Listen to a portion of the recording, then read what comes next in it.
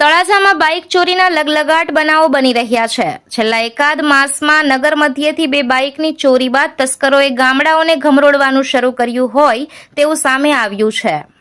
પાવઠી ગામે રહેતા મૂળ ગોરખી ગામના રહીશ દશરથભાઈ જેઠાભાઈ ડોડિયાએ બાઇક ચોરીની ઓનલાઈન ફરિયાદ નોંધાવતા તળાજા પોલીસે નોંધેલ સત્તાવાર વિગતોમાં ફરિયાદીના ભત્રીજા વિપુલ વજાભાઈની બાઇક ઘરના ઢાળિયામાં હોય ત્યાંથી ચોરી થયેલ હોવાનું સામે આવ્યું હતું।